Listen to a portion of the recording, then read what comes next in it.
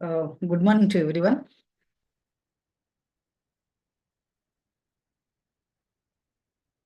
So nobody is there. Okay, right.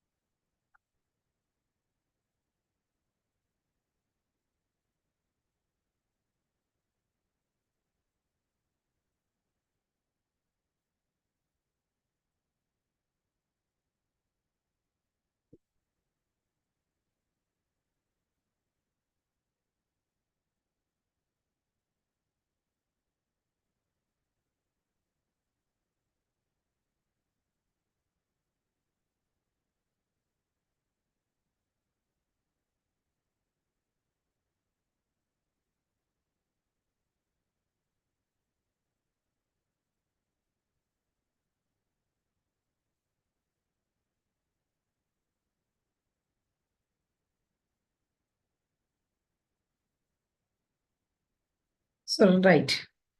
So now today topic is consequences of ozone depletion.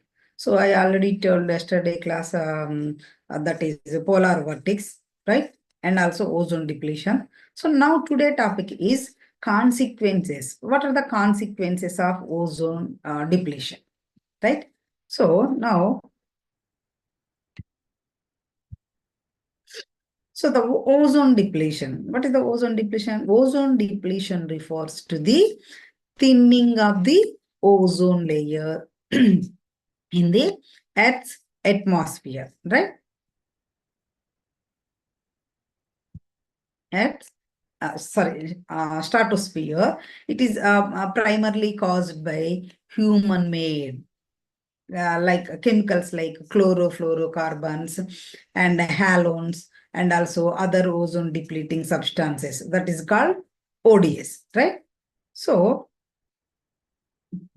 the consequences of this ozone depletion are significant and wide ranging, affecting both, which one? Both means environment and human health, right?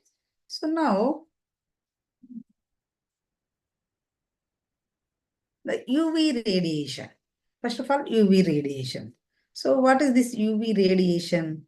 So ultraviolet radiations, right? So ultraviolet rays, so in first discovered by who?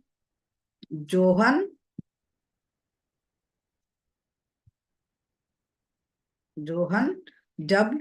return in the year of 1801.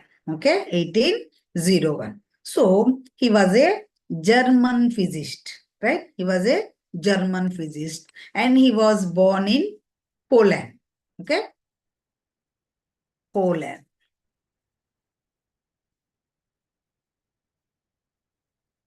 Poland, right? So these ultraviolet rays come naturally from which place? From the sun, right? So sun is the primary source of ultraviolet radiation or ultraviolet rays, right? So the ultraviolet of wavelength from 10 nanometers to 125 nanometers, right? So when sunlight reaches the Earth surface, so it is main types of radiation that you know, right? So all radiations are a form of a energy, so which is usually visible to the human eye, right? Visible to the human eye, right? So now you see in next slide. So ultraviolet radiation. So ultraviolet radiation is just one form of radiation and it is measured on the electromagnetic spectrum.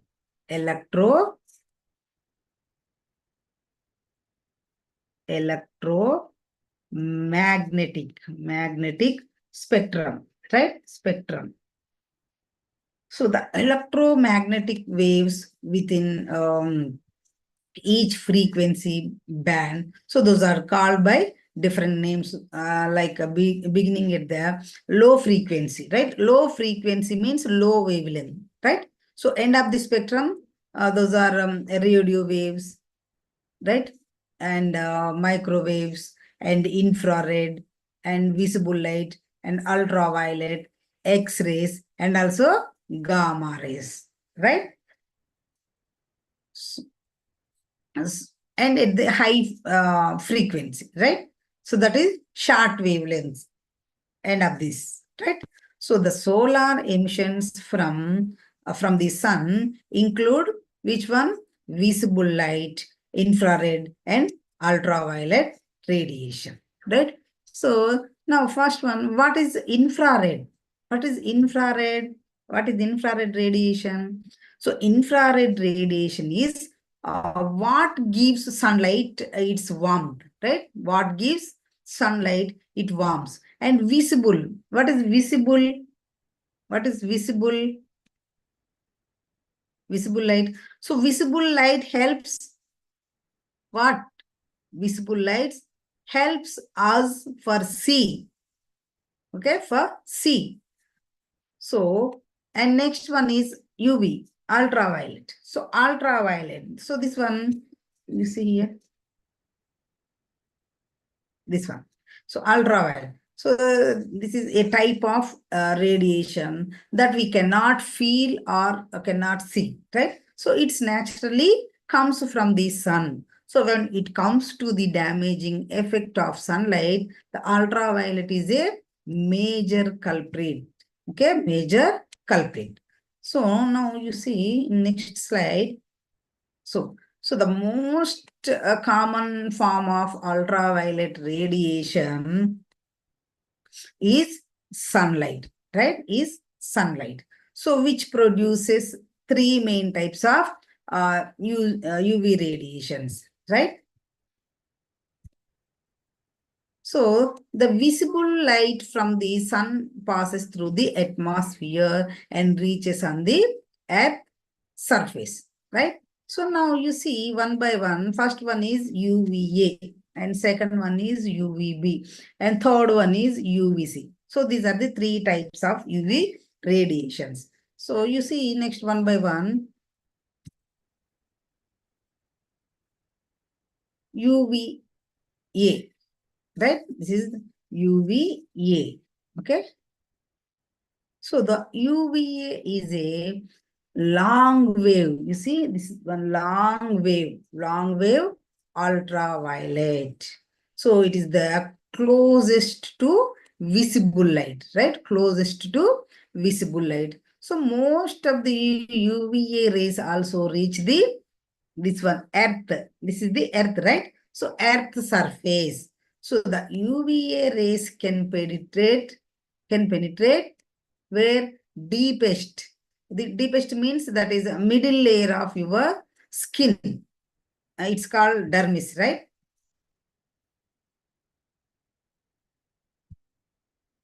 Okay. So the UVA wavelength is how much?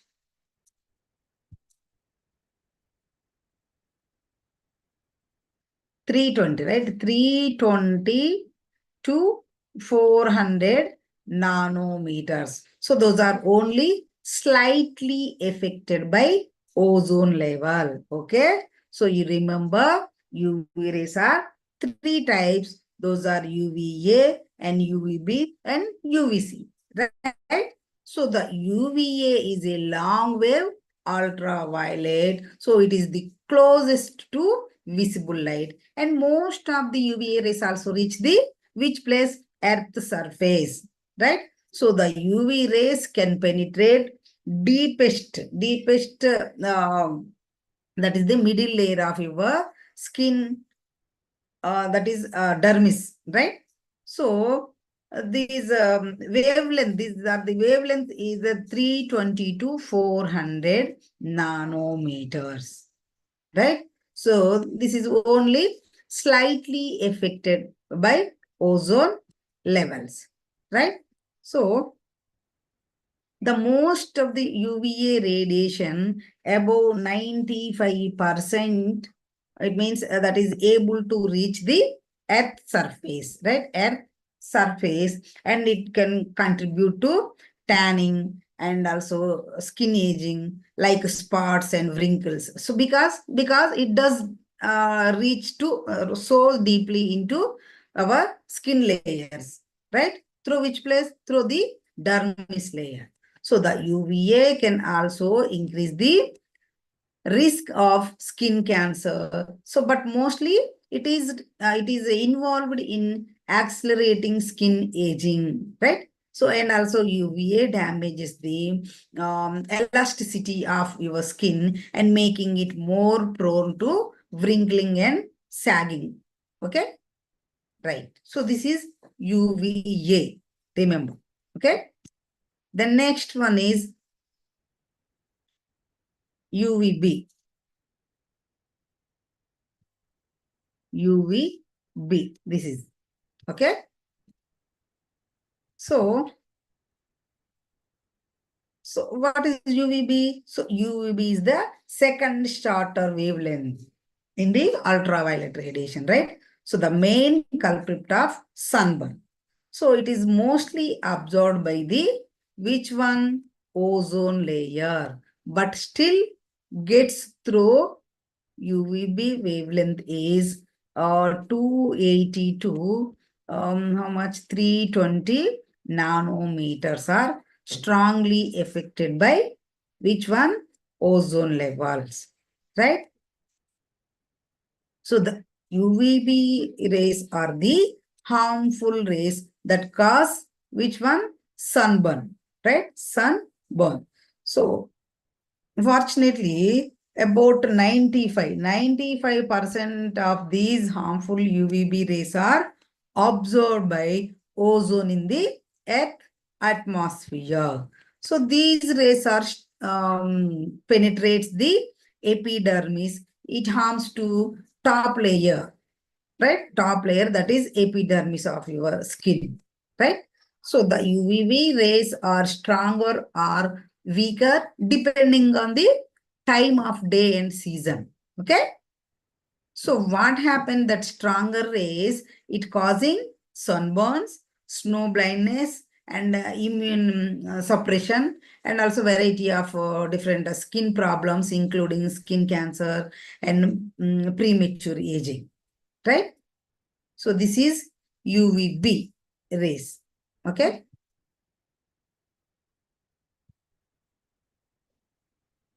And you see some of the pictures, sunburn.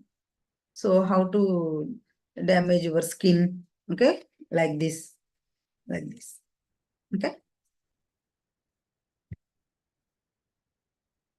And next one, what is next one? Third one, that is UVC. Okay, this is first one, and this is second one, and this is third one. Okay, so this is the third shortest wavelength, and it never reaches the earth surface. You see what is the difference between, so UVA reaches the earth surface and UV up to here only. So it cannot pass the up to not up to earth surface, right? So UVC, you see here, it never reaches the earth surface. Okay, so because what is the reason? Because of the ozone is absorbs it, right? Ozone is absorb it, so that is in the stratosphere. Okay, so the UVC radiation from the sun does not reach the earth surface because it is blocked by the ozone layer in the atmosphere. So that's the only way that humans can be exposed to ultraviolet radiation. C radiation is from an artificial source like a lamp or laser, right? So these wavelengths are 100, right? 100 to 280 nanometers. Sorry, 100 to 280. Okay, 280 nanometers, and they are very strongly affected by ozone levels. So that the levels of UVC radiation reaching the Earth's surface, so those are relatively negligible, right? So the UVC radiation can cause severe burns of the skin and eye injuries. So it's called photokeratitis, right? So the skin burns and eye injuries. So these are from UVC exposure, usually resolve within a week with no known long-term damage. Okay. So since the penetration depth of this UVC radiation is very, very low, right? So the risk of skin cancer and cataracts or a permanent vision loss is also thought to be very, very low. Okay. So now, so you see the wavelength of the UV radiations. So the UVA radiation, you see here. So what is the wavelength of this UVA? 350 nanometers to 390 nanometers. And absorption level, what is the absorption level? So it is not absorbed by the ozone level, right? And you see UVB. So UVB wavelength is 280 to 320 nanometers. And these are the mostly absorbed by the ozone layer. But some does not, some does reach the earth surface, right? Okay. And third one is 100 to 280 nanometers. Those are UVC radiations. So those are absorbed level is completely, right? Completely absorbed by the ozone layer. Okay. So you see the difference between these three. Okay. So these are the not absorbed by ozone layer and mostly absorbed by ozone layer. And but these are UVC are completely, right? Completely absorbed by the ozone layer. So now you see, I'm asking one question for you. So which one is most dangerous in these three radiations? In which one? So that is UVC, right? UVC radiation. So now, so UVC is the most dangerous because, what is the reason? Because it is the highest energy portion on the UV spectrum. So, however, the UVC is completely absorbed by the atmosphere. So, it's really not a risk to most of the people, right? So it's only a risk to those exposed to artificial sources of ultraviolet radiation C, right? So if you choose the most dangerous based on exposure, then UVA is the clear forerunner for danger, right? So it accounts for nearly all ultraviolet exposure as it's barely blocked by the Earth, Earth's atmosphere, right? So that said, it's also the shortest wavelength, and it is not thought to cause as much long-term damage as UVB from the sun, right? So although only a small amount of UVB penetrates Earth, right? So we would consider it is the most damaging to your average person because it comes within the highest our skin cancers risk, right? So what is the artificial UVC? Anybody? Artificial UVC.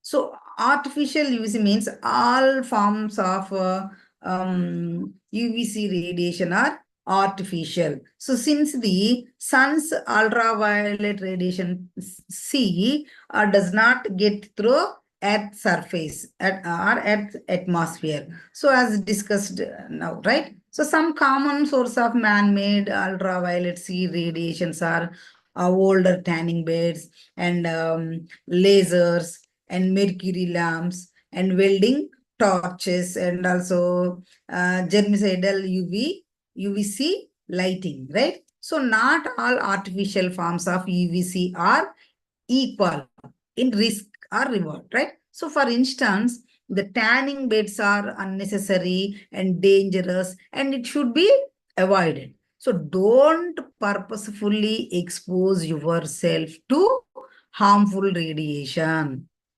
right? Harmful radiation. So, and welding torches, and also conversely, so those are necessary for some jobs, and using the proper protective gear mitigates the risk of your UV exposure, right?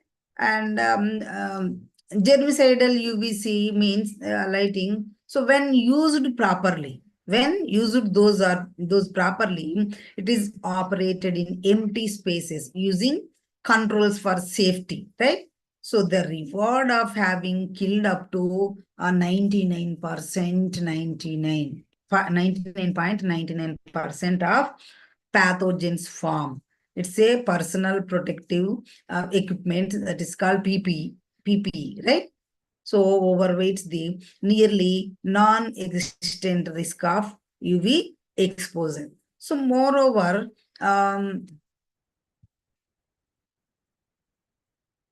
not all artificial this UVC sources operate at the same wavelength, right? So while the UVC in general encompasses wavelength of how much 100 to this 280 nanometers, right? So it varies from product to product where they are in the range. So for example, one lamp that we distribute operates how much at 254 nanometers, right? 254 nanometers, right? So this is the UVC.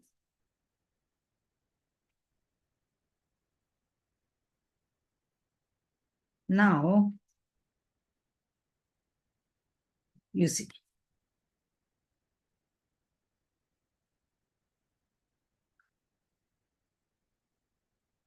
So this is the important question also in your examination. Okay. Skin cancers, or they're asking Australian skin cancers or Indian skin cancers. Okay. So there are three common types, right? Three common types of skin cancer. So first one is basal cell skin cancer, that is called BCC. And second one is squamous cell skin cancer, that is called SCC. And third one is melanoma skin cancer. So this is the most aggressive type of skin cancer, right? So now, so the these first two, along with a number of less common skin cancers. So those are also known as non-melanoma, right? These non-melanoma, right? Non-melanoma skin cancers. That is called NMSC, right? NMSC. And so the basal cell cancers grows slowly and it can damage the tissue around it, but that is unlikely to spread to distant areas or result in death, right? So that is basal cell. And squamous cells skin cancer is more likely to spread, right? So the melanomas, what are the melanomas? So melanomas are the most aggressive, right? And signs include a mole that has changed in size and also shape or color. So that has irregular edges, has more than one color, that is itching, right? So itchy or bleeding. Okay.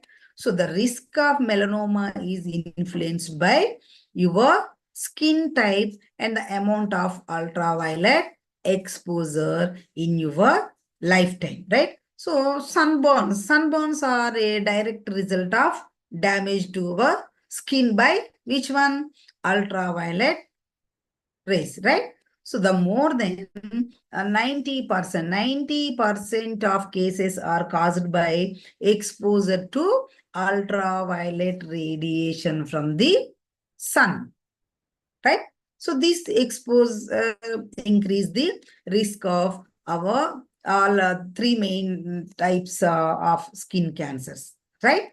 So these are the three major types of skin cancers. First one is basal cell skin cancer, and second one is squamous cell skin cancer, and third one is melanoma, right? So now you see the difference between cancers and description here. Okay, basal cell cancer, that is not the purely translucency to fleshy color, tiny blood vessels on the surface, and sometimes which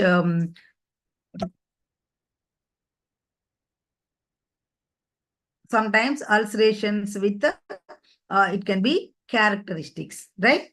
And also these are the squamous cell and also melanoma, right? So you see some of the pictures here. This is the first one, this is the second one, and this is the third one. Okay. Now, so this is important. In your examination, it's coming, this question. Okay. Australian skin cancer. So now, what is the Australian skin cancer? Why in Australia? Right. Right. So the highest rate of melanoma or skin cancer in the world is in the state of Queensland in Australia. So with around how much? 8 lakhs, right? 8 lakh skin cancers diagnosed each year. And more than 2,000, right?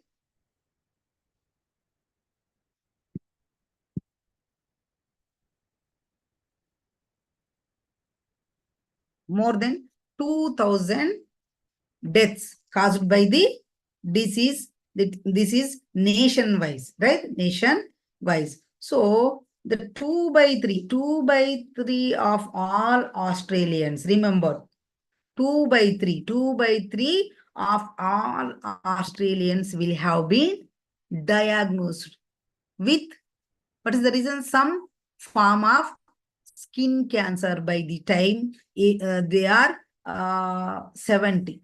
They are 70 age. And the incidence is expected to continually rise in correlation with rising ambient temperatures, right? So, and skin cancers, those are including both melanomas and non-melanomas, right? So that skin cancers result from skin damage by ultraviolet radiation, which accounts for at least how much? 95, right? 95% of, sorry, all skin cancers in Australia. Okay, remember that. So Australia experiences high levels of UVB radiation resulting from the reduction in their ozone layer since which one? In the 1970s. Okay, 1970s. So the stratospheric ozone layer absorbed the biologically damaging wavelengths of ultraviolet rays from the 1970s, right? 1970s. So Australia's ozone layer was severely thinned as a consequence of heavy use of ozone depleting and substances such as chlorofluorocarbons and hydrofluorocarbons, right? So the incidence of melanoma increased by 60%, 60% between 1982 to 2010. 1982 to 2010. And non-melanoma. So this is melanoma, right? This is melanoma. So non-melanoma skin cancer is not as aggressive as melanoma, right? So in 2011, 521 people, right? 521 people lost their lives fighting from which one? Non-melanoma skin cancer in Australia. Okay. And in after 2011, in 2012, in the year of 2012, the number of cases of skin melanoma in Australia, it was 12,510, an increase of 1,000. How much? 1,105 new diagnosis from 2010, right? And in total, over 43,000, sorry, 4 lakhs 34,400 individuals sought treatment for non-melanomas in the year of 2000, I think 2008, right? 2008. So there were approximately this 1,560 deaths from melanomas in 2012 and 543 from non-melanomas, right? Non-melanomas. Okay. So almost 1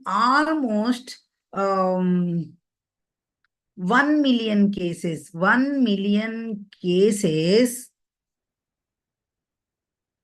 skin cancer in the 2015.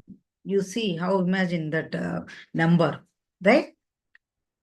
So in 2016, right? In 2016, 14,485 new cases of melanoma were diagnosed in Australia.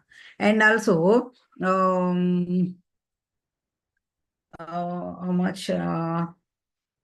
2094 deaths recorded in 2000, which year? 2018. 2018 recorded deaths are 2094 deaths, right? And in 2019, how much? 1415 people are died, right? So this is the recent 2020, right? 2020, in the year of 2020, it is estimated there will be just under 150,000 new cases. So this is only estimated, right? So 150,000 new cases of cancer diagnosed and just under 50,000 deaths from cancers, right? So a conservative estimate of the cost of treating melanoma in Australia exceeds how much?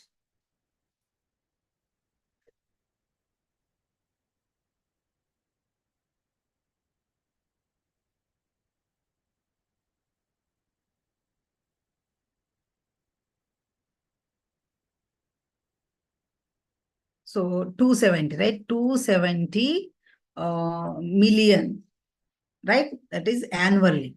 So if we add non-melanoma skin cancers, and the bill is like more than how much?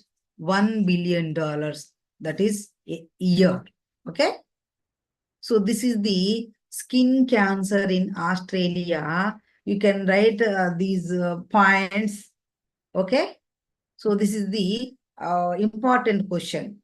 Okay, remember. Okay.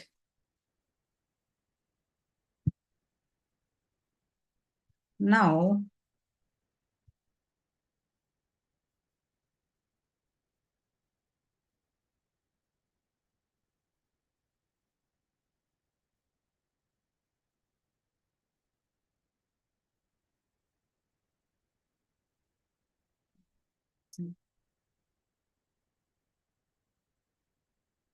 skin cancers in USA.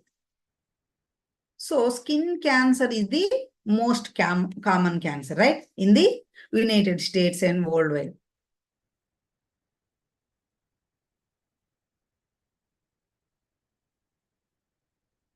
Right?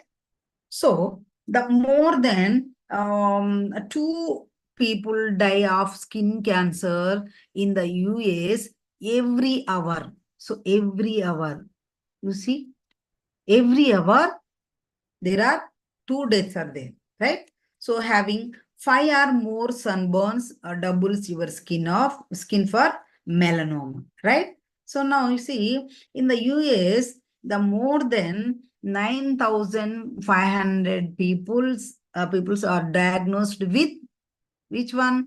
Skin cancer. This is every day, not yearly, every day. More than 9,500 peoples, right? And more than 5.4 million cases of non-melanoma skin cancer were treated in over 3.3 million peoples in the US in the year of 2012. Okay. So more people are diagnosed with skin cancer each year in the US than all other cancers combined.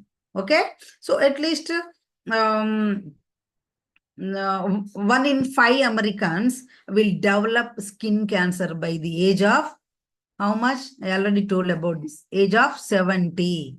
Okay. Age of 70. And also this actinic keratosis. Actinic keratosis means it's often found on the face and lips, ears, and forearms, and scalp, neck, or back of the hands. It's called actinic keratosis, right? So it is the most common pre-cancer, right? So it affects more than how much? 58 million Americans. 58 million Americans. So the annual cost of treating skin cancer in the US, so that is estimated at $8.1 billion.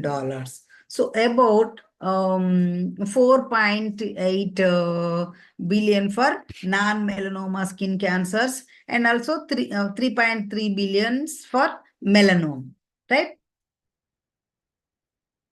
So the diagnosis and treatment of non-melanoma skin cancers in the US, so that is increased by how much? 77%. 77% between the year of 1994 and 2014. Okay? 94 to 2014. So about 90%,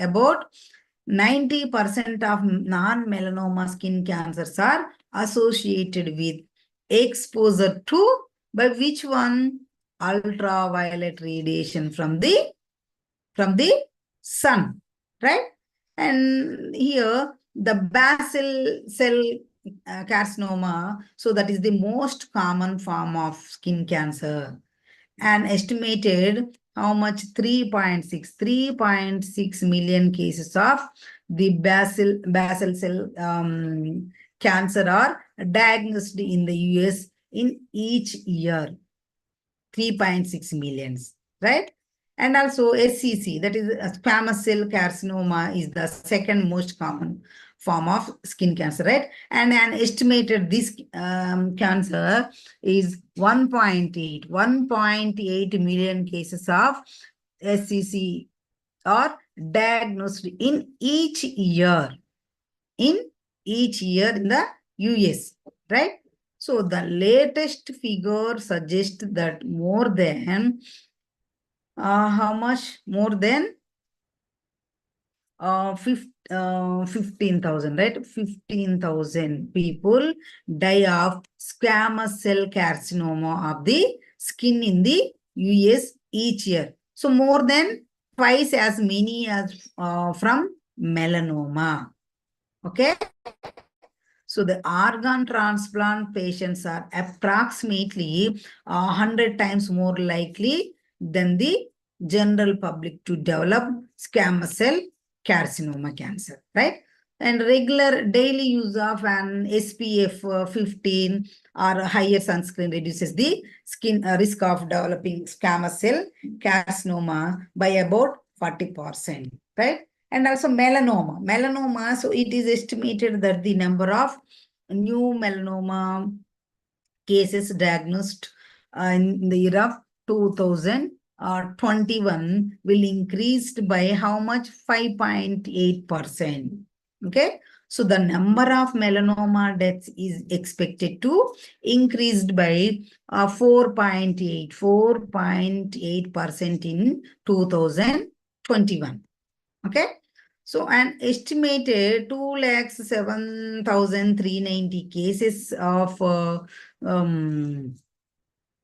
melanoma, right, will be diagnosed in the US in 2021, right? So of those, 106,110 cases will be that is confined to the epidermis, and 1,0280 cases will be invasive and penetrating epidermis into the skin's second layer, right?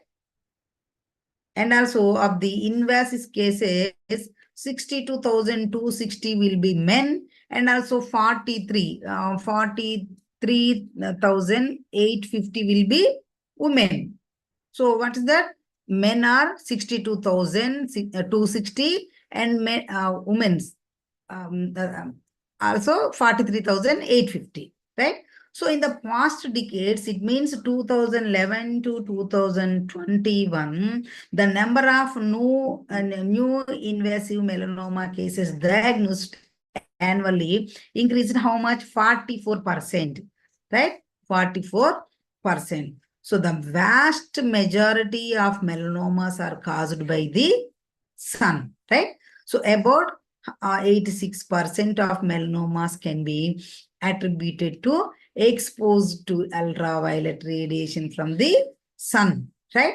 So what is the cost of this one? The cost of direct medical care for skin cancer cases attributable to indoor training. So that is 343, right? $343.1 million annually in US, right? So, more than 1 million Americans are living with melanoma, right? So the skin cancer rates are higher in women than in men. So before age of 50, okay, before age of 50. So, but are higher in men after age 50, okay, after age 15 men.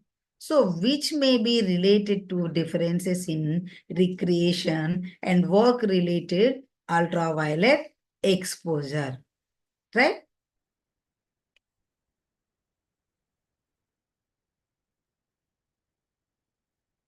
So now the worldwide cancers.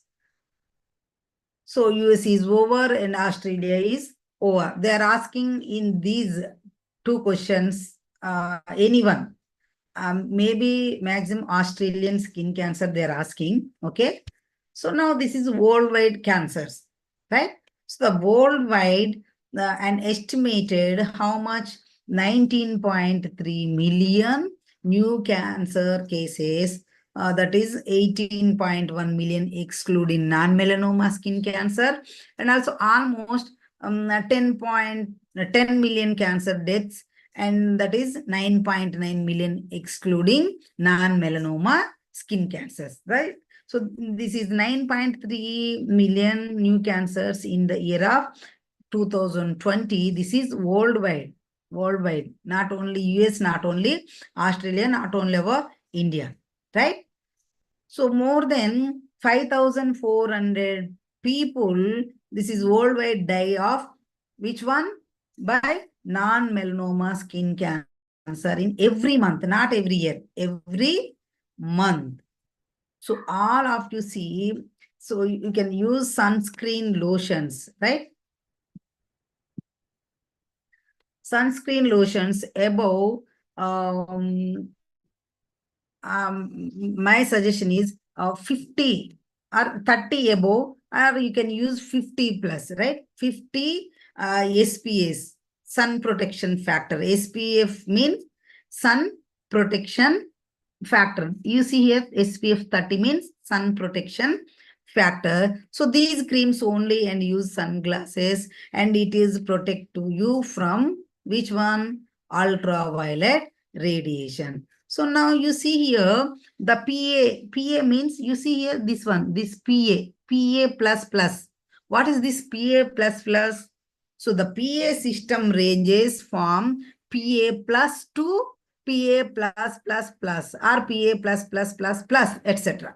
So the maximum rating means it has a PPD value of 16, right? So this means that a person can theoretically withstand at least 16 times, right? 16 times more ultraviolet radiation before tanning with the sunscreen on compared to without.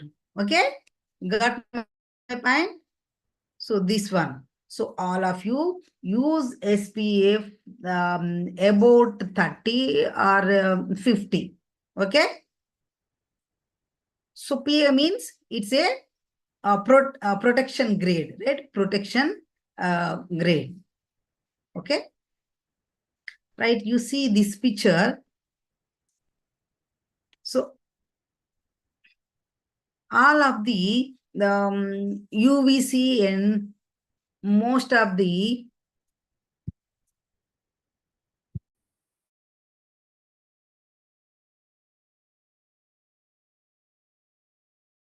కొంచెం పోస్తున్నా తినొద్దు తర్వాత okay right so all of the UVC and most of the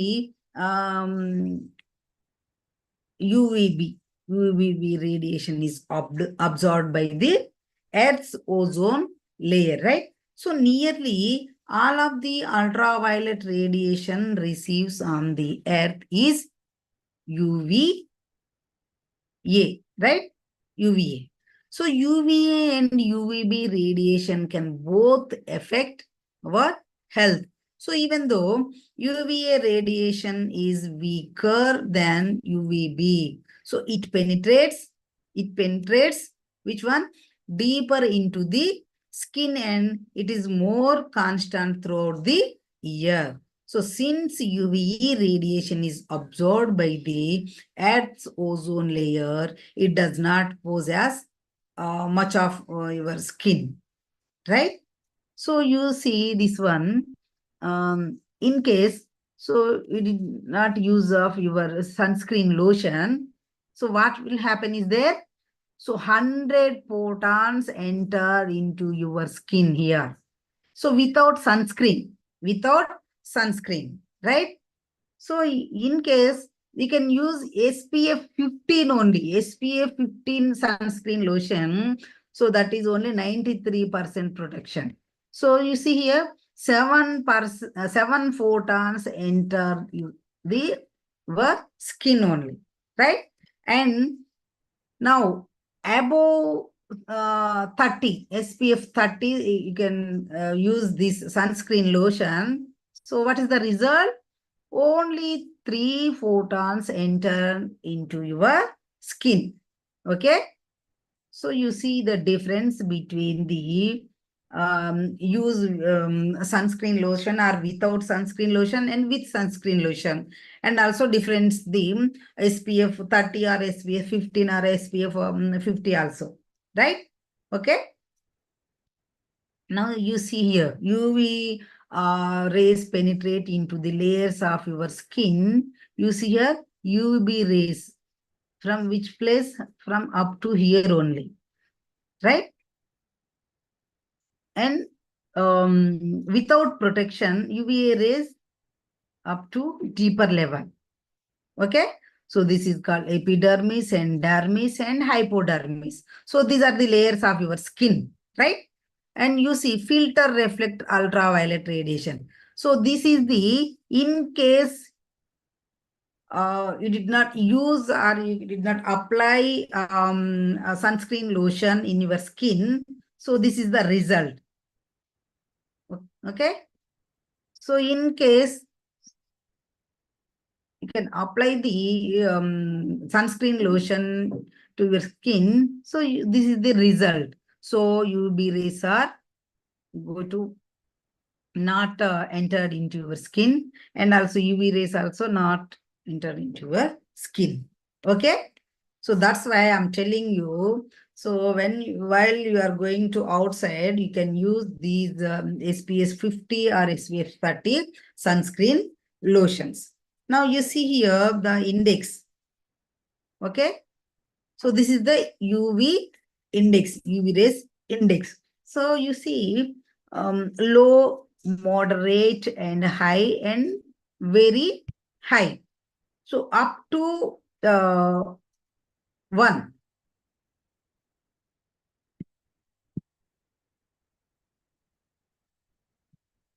Up to 1 index is, that is low. It's called low. So that is burning time is 60 minutes. Okay, 60 minutes. And 3 to 5, it's called moderate. Okay, that is burning time is 45 minutes. And also up to 7. So from here to dangerous, right? From here to, these are the dangerous. So up to 6 to 9. So 6 to 7 is high, that is burning time is 30 minutes, and very high is burning time is 15 to 25 minutes. So this is the very dangerous. So now you see this one. So the ultraviolet index is 0 to 2. It means from this one, that is low. So low means what is the result?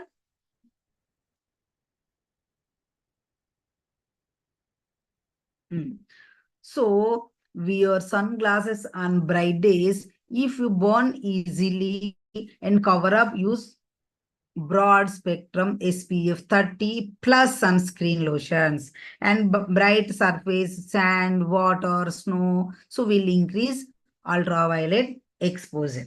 And also UV index 3 to 5. This one, 3 to, that is called moderate, right? This is moderate.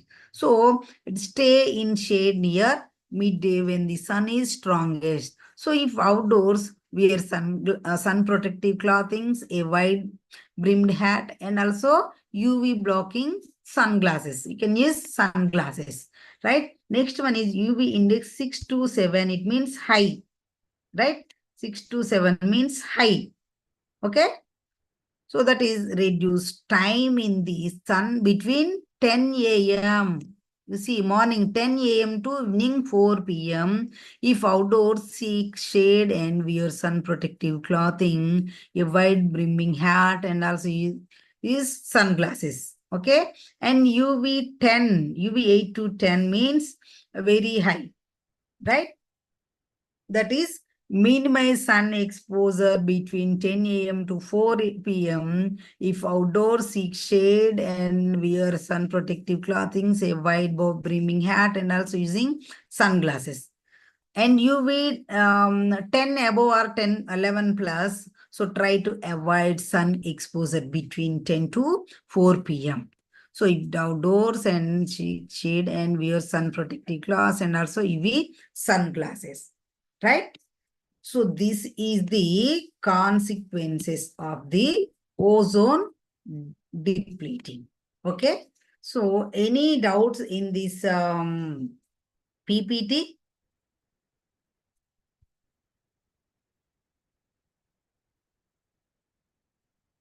Okay. So ultraviolet rays are three types. Those are UVA and UVB and UVC. So you see what is the difference between three?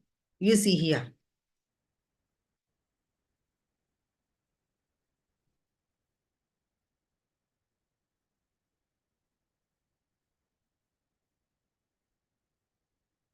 So these are the UV rays. So up to here, they can reach the earth surface.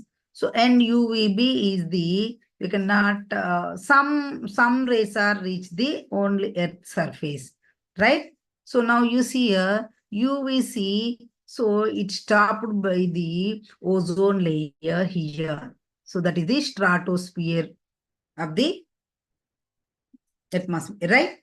So this is the concept of the ozone layer consequences, right? So any doubts in this PPT? So I will tell next slide. Okay, just wait.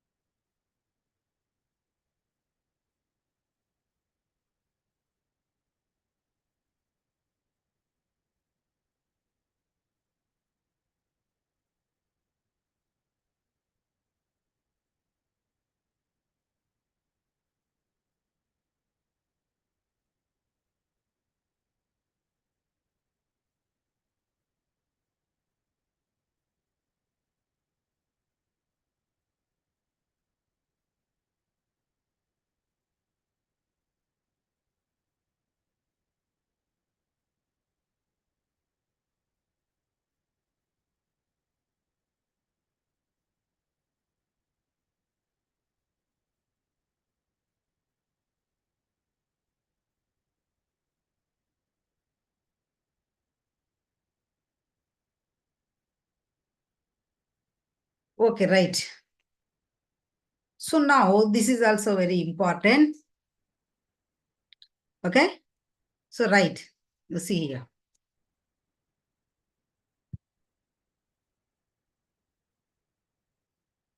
So now next one is, what is the topic? Montreal Protocol. What is the Montreal Protocol?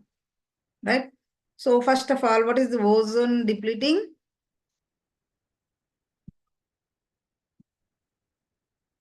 So ozone depletion is the significant reduction of total ozone present in the atmosphere, right? So it is due to reaction of O3, that is ozone with ozone depleting substances. It's called ODS, right?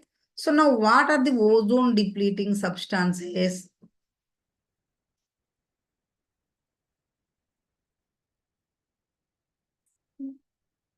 So those are chlorofluorocarbons, carbon tetrachloride, methyl chloroform, and also methyl bromide, right?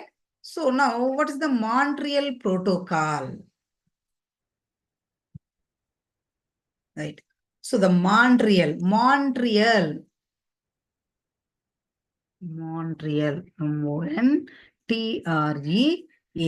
So Montreal. So it is the city in the Canada. Okay. City in the Canada. So the Montreal Protocol is a landmark international environmental agreement, right? Environmental agreement or environmental treaty, right? So the Montreal Protocol on substances that deplete the ozone layer in the year of 16 September, right? 16 September 1987. Okay, 1987 in Vienna Convention concluded in the year of 1985. Okay, so the Montreal Protocol was preceded by the Vienna Convention for the protection of which one? Protection of our ozone layer. So which is concluded in the year of 1985. So which talked about the harmful impact of ozone layer depletion, right?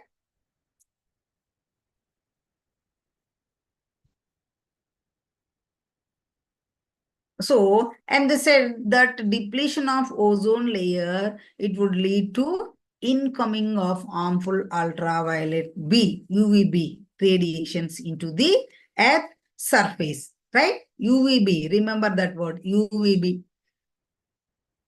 So considering this Vienna Convention, the Montreal Protocol came into force and it was mainly focused on which one? That substances that deplete the ozone layer. So this was signed in 16 September 1987, and it entered into force from the 1st January, okay, the first, right, 1st January 1989, okay. So that was signed in 16 September 1987, and it entered into force from which one? 1st January 1989, right? So it was designed to stop, or it was designed to ban the production of ozone depleting substances and reduce its concentration in the atmosphere, that is to help protect the ozone layer, right? So now this protocol was mainly proposed to, what is that? To ban the production of chlorofluorocarbons, right? Chlorofluorocarbons. So if the ozone is broke down, what happens is there? What happens is that the harmful ultraviolet rays can easily penetrate, and it can have some defects on human beings, right? So that's why ozone layer is very, very important to us, right? So there was another idea to substitute the chlorofluorocarbons to hydrochlorofluorocarbons. And these were less reactive and less harmful in comparison to this chlorofluorocarbon. So these came into effect. Again, there was an idea to shift from this chlorofluorocarbons, and there was a deadline that was set for developed nations and developing nations also, right? So now the developed nations, it was suggested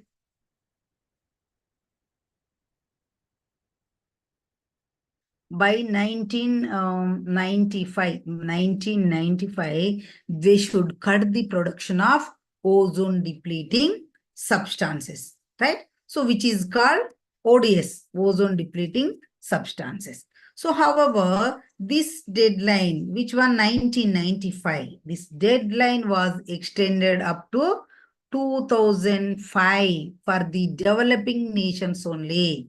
Developing nations, not developed nations, developing nations. So you have the deadline for developing and developed nations as separate, right? So later on, there was a ban on chlorofluorocarbons, and this ban talked about complete removal of chlorofluorocarbons from refrigerations and also aerosol industries. Now, then they talked about the global consumption. Global consumption has been reduced by how much? 98%. 98% by the year of 2008. Okay. And now, then they talked about phasing out hydrofluorocarbons as well as by the year of 2007, right? And the global production of chlorofluorocarbons should end by which year? 2010.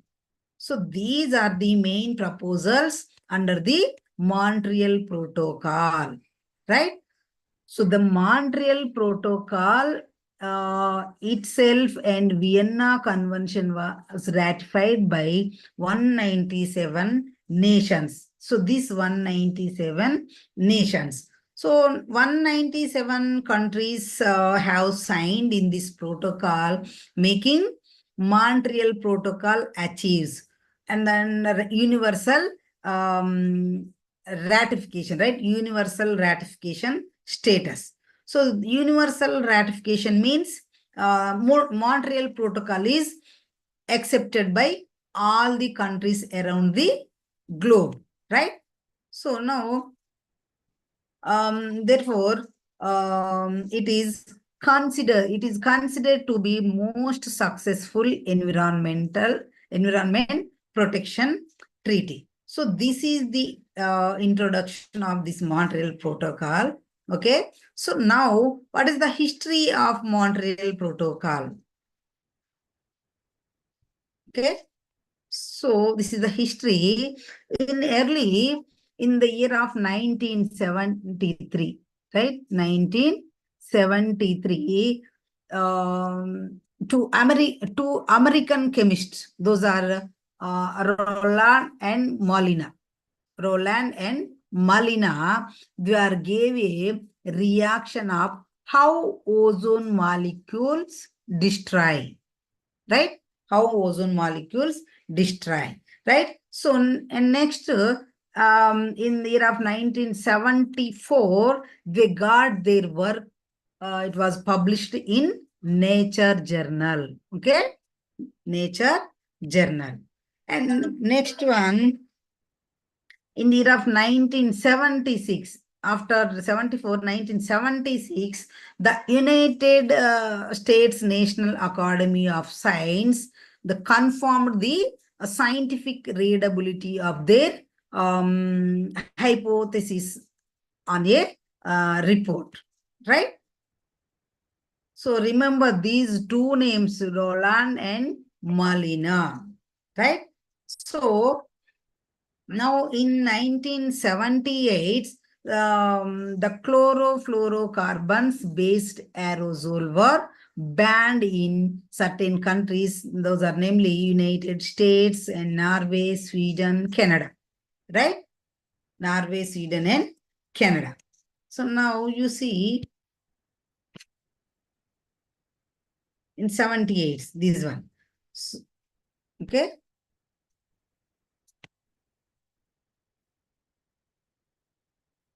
Now, in 1985,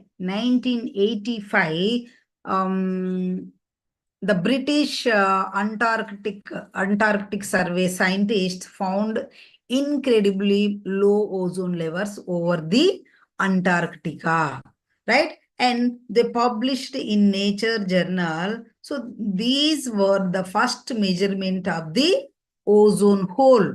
Ozone hole. Okay.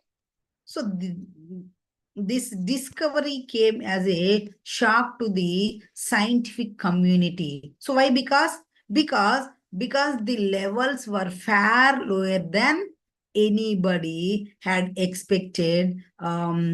NASA, right? NASA satellite measurements of Antarctica. And it had not found these low ozone levels. However, when these NASA went back and checked their measurements, so they are doubtful that, right? So that's why they went back and checked their measurements, and they realized that the satellite had been programmed to reject measurements below a certain level as errors. When the original data was reprocessed, the ozone hole appeared in the same, right? So that is the reason. So that's why in 22nd March in the year of 1985, the Vienna Convention, the Vienna Convention for the protection of ozone layer came into existence. So initially it was signed by just only 20 countries only. 20 countries including most of the major chlorofluorocarbon producers, right? And next, they agreed to take voluntary measures to reduce ozone depleting substances, right? Now, the Montreal Protocol on 16 September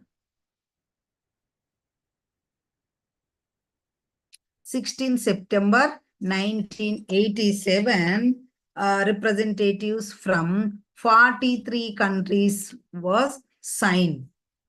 The one your protocol on substances, so that deplete the ozone layer. They agreed to freeze. They agreed to freeze production of chlorofluorocarbons at 1986, right? 1986 levels, and to reduce production by how much? 50%, right? 50% by the 1999. Okay. So because it was signed on 16th September, right? 16th September. So that's why every year we celebrate as International Ozone Day. That is the 16th September. Okay. 16th September, that is the International Ozone Day. So the Montreal Protocol entered into force in the 1st January 1989. So, and in 1995, two brilliant people, I already told, who are that? Roland and Malina. So they are got Nobel Prize for this award, right? And now this protocol was mainly proposed to ban the production of which one? Chlorofluorocarbons, right? So there was another idea to substitute the chlorofluorocarbons to, what is that? Hydrochlorofluorocarbons. Those are HCFCs. And these were less reactive and less harmful in comparison to the chlorofluorocarbons, right? So these came into effect again. There was an idea to shift from chlorofluorocarbons, and there was a deadline that was set for developed nations and also developing nations, right? So for developed nations, it was suggested by 1995, right? 1995, they should cut the our production of our ozone depleting substances, which is called ODS, right? And however, the deadline was extended up to 2005 for developing nations, right? So later on, there was a ban of chlorofluorocarbons, and this ban talked about completely removal of chlorofluorocarbons from which one? Refrigerations and aerosols industries, right? So now, then they talked about the global consumption has been reduced, right? Reduced by has been reduced by how much? 98%. 98% by the year of 2008. And they talked about phasing out of hydrochlorofluorocarbons as well by the 2007. And the global production of chlorofluorocarbon should be end by the 2010. Right? So now up to here, this is the history of the Montreal Protocol. Now let's talk about the how actual Montreal Protocol works. Right? You see this one.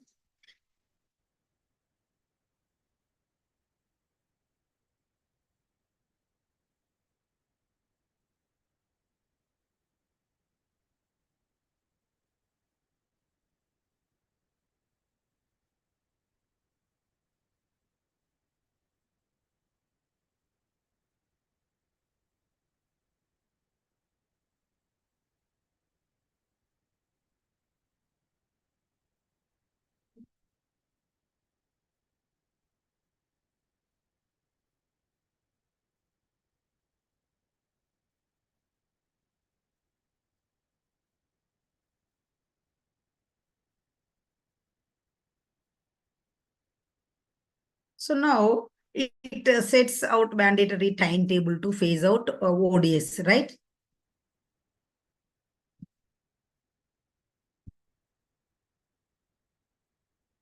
Right.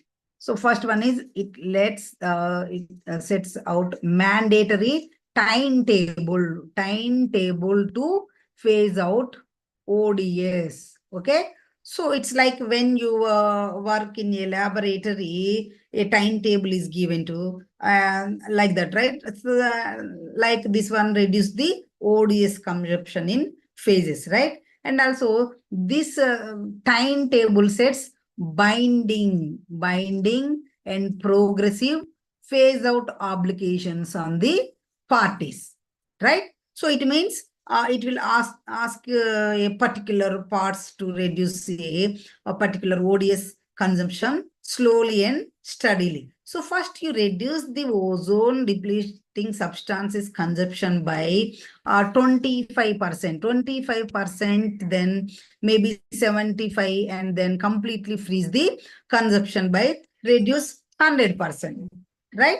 So that's how it gave progressive phase out timetable. And also third one is Montreal.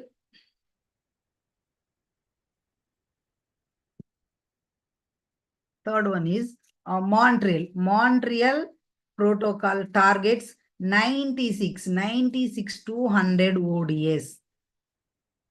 Okay, ODS. And the fourth one is timetable is revised regularly. Okay. So now why this revision? So because this revision is in accordance to scientific advances. It's like a student syllabus getting upgraded, right? So apart from this main function of binding to the timetable, so there are other responsibilities of the parties, right? And fifth one is few of these responsibilities of control of ODS trade. Okay, control of ODS trade. So now as a nation, we can either import the ODS or export the ODS, right? So that needs to be in limited, right?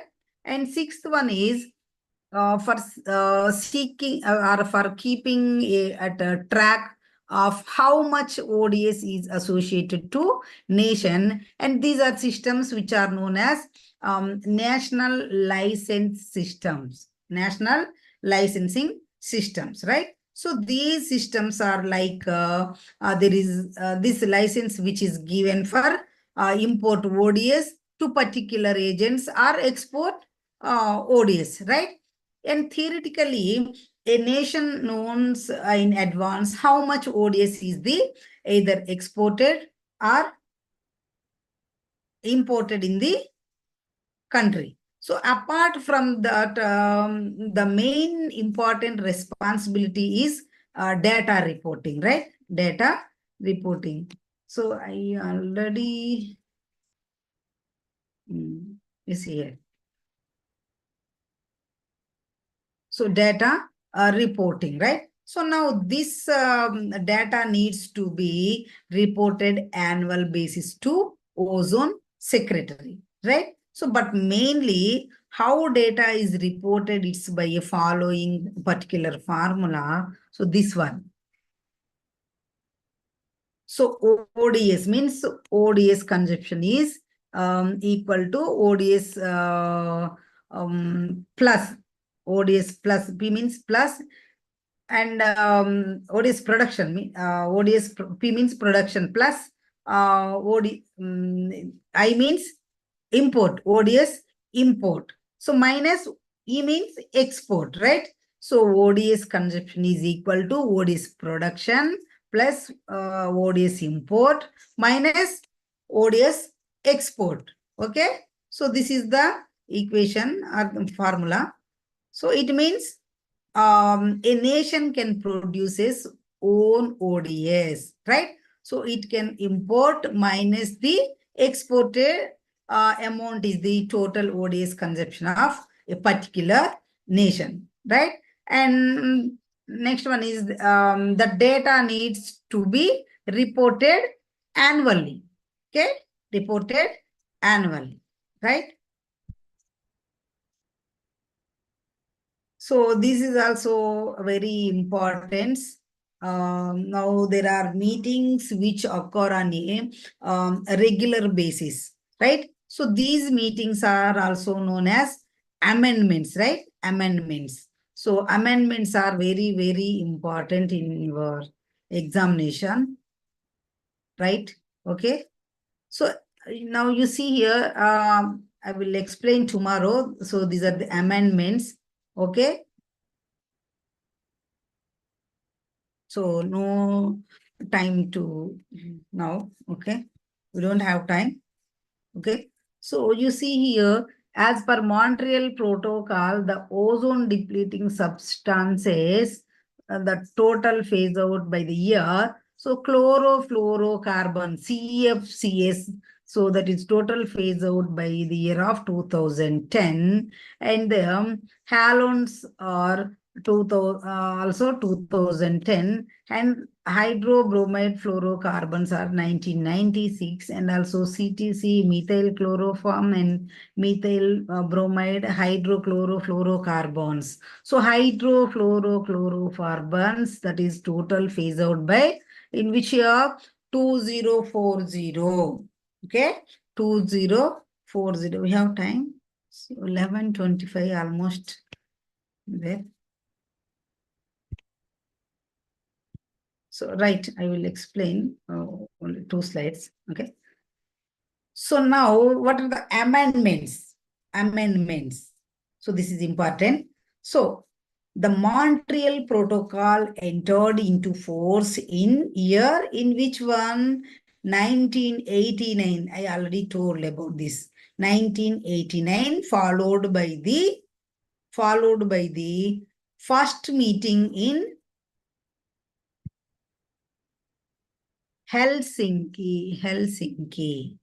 Okay.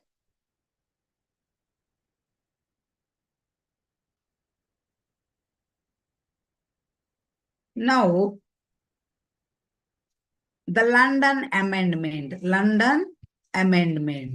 Next one is after Helsinki. This is the London Amendment. So this is the second meeting, right? So second meeting. So in this meeting, the changed the ODS emissions schedule by requiring the complete phase out, right? Complete. here, right? Okay, complete phase out of chlorofluorocarbons, halones, and also carbon tetrachloride by the year 2000 in developed countries, and also by in 2010 by developed countries, and sorry, developing countries, and 2000 is developed countries. Okay.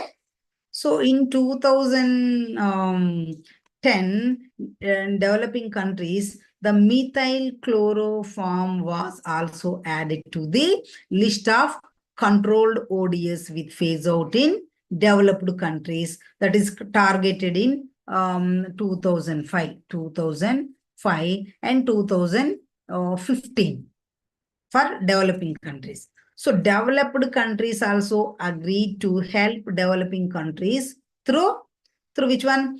Transfer of expertise, technology and money, right? And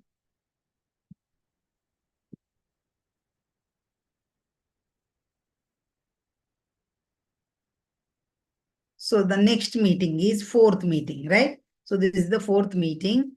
It's called Copenhagen Amendment, right? Copenhagen Amendment. So the chlorofluorocarbons phased out had been mandated for the 1st January, right? 1st January 1996 at the Copenhagen meeting held in 1992, right? So, and halones has been required to be totally phased out by 1st January 1994, and carbon tetrachloride and also methyl chloroform by the 1st January 1996, right?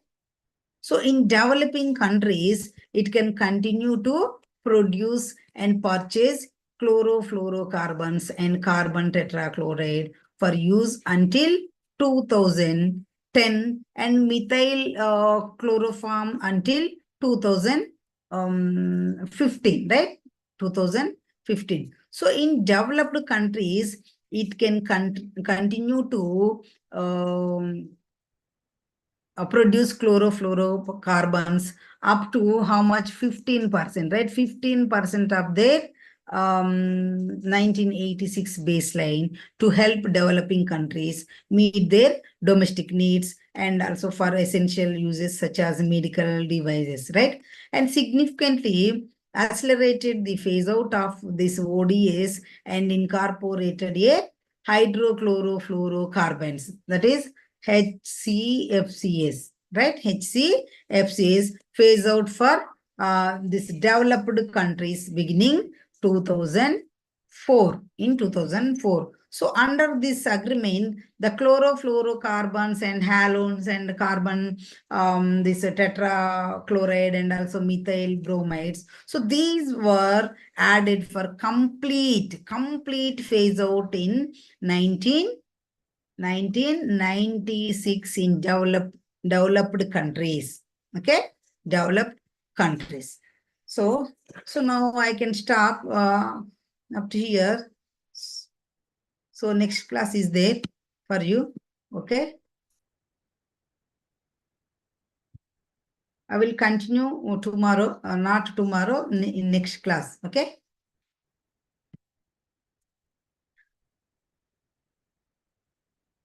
So any doubts?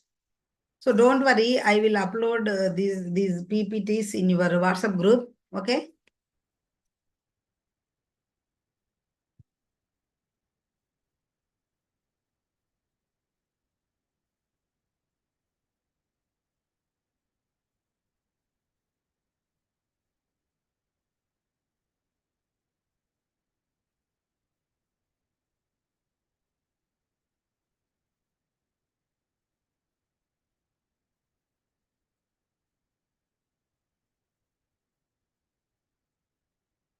So any queries, any doubts?